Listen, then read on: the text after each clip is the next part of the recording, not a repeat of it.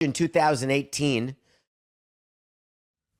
there was some sort of accusation by an unnamed woman who claims that she was brutally sexually assaulted by multiple junior players.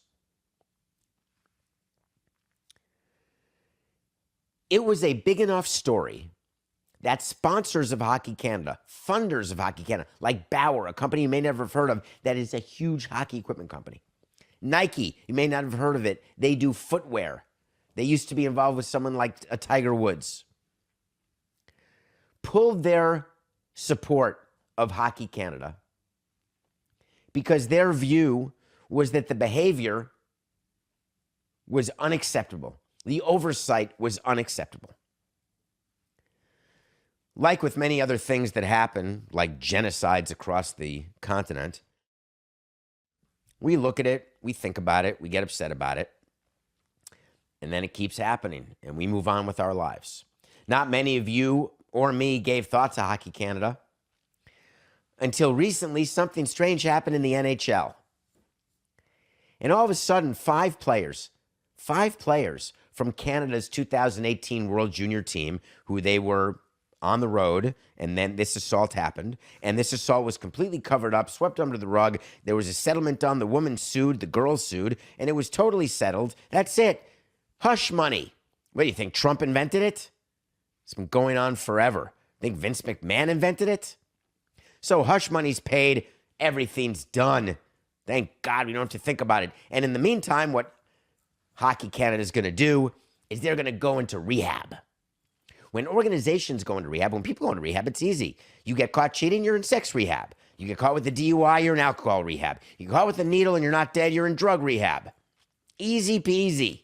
Not saying rehab's easy, but the PR of it, easy. Hockey Canada rehab, no problem. We're losing sponsors. Here's what we're going to do. We're going to hire Samson Law, and we're going to come up with a new set of standards that we're going to follow. We're going to make sure as an organization, right? Sound familiar? Commanders? Sound familiar? Mavericks? Sound familiar? All of the major organizations of professional sports leagues who have problems with their culture, who then say, oh, we're studying it. And we're going to make sure that we've got a chief people officer who people are comfortable going to. It's all eyewash. But Hockey Canada said, hey, we've got this. As a matter of fact, we've got it so well that we are going to make sure that we're going to meet all conditions. We want our funding to get restored. So we're going to sign something called the Abuse-Free Sport. We're going to implement all recommendations from this independent governance review, and we're going to keep updating the federal government. But please, man, we need our funding.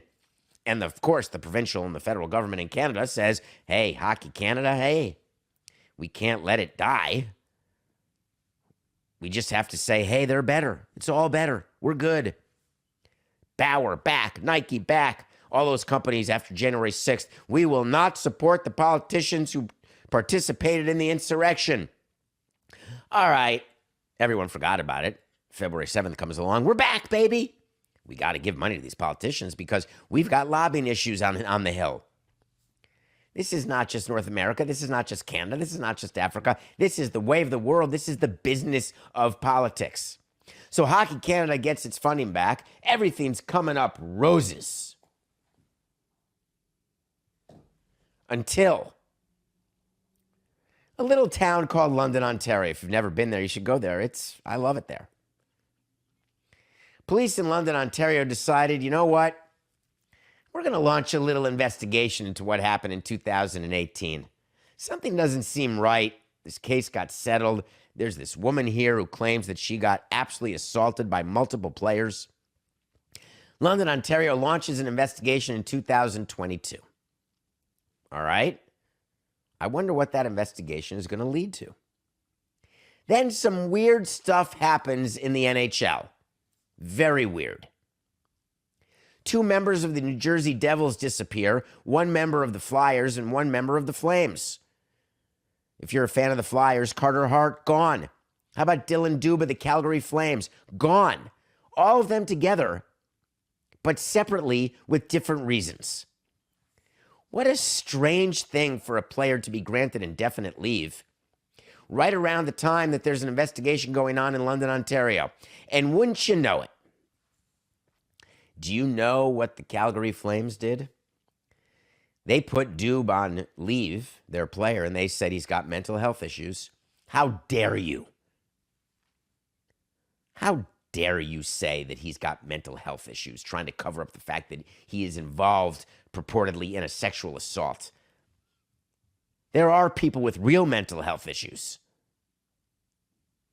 I do not like when players or teams use mental health as an excuse, as a cover-up. Why? Because it's the new, oh, my back hurts, my sphincter hurts. Prove it. Can't, just hurts. We can't give an MRI of your sphincter. We can't give an MRI of your brain. We can't do an MRI of your back. Oh, you got a broken vertebrae. Yeah, that'd be real. I'm not saying the players don't have hurt backs or hurt sphincters, and I'm not saying they don't suffer from mental health issues. I'm saying there's no way for teams, leagues, or the press to prove it. So shame on the Calgary Flames for doing it that way. The Flyers just did another way. Just, hey, personal leave of absence. See you later. Of course, the players haven't been named. The allegations against the players, and there were 8 of them, 4 in the NHL, nobody's got names yet. Nothing's been proven in the court. There hasn't been a trial. Everybody's innocent till proven guilty.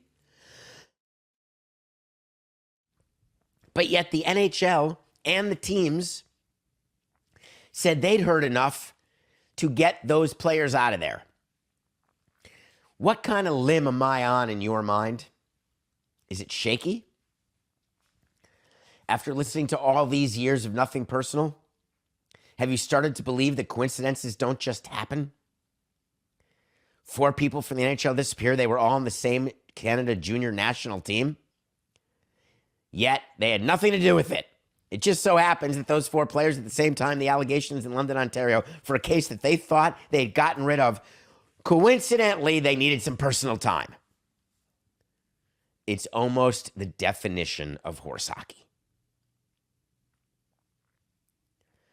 Hockey Canada said, we're going to get rid of our CEO. We're going to hire a woman. She's going to clean it up. The NHL is going to get rid of the players. They're going to wait for it all to happen.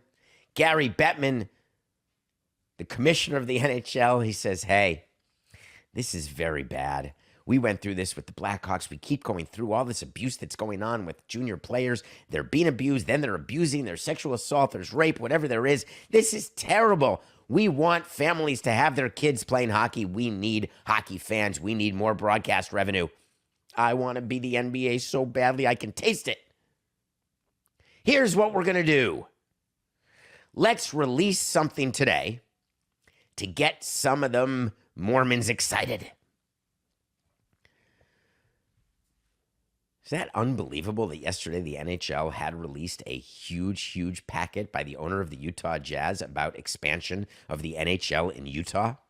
What a funny time for a huge diatribe to come out when Gary Bettman hasn't said word one, hasn't had a statement about what's going on in London, Ontario.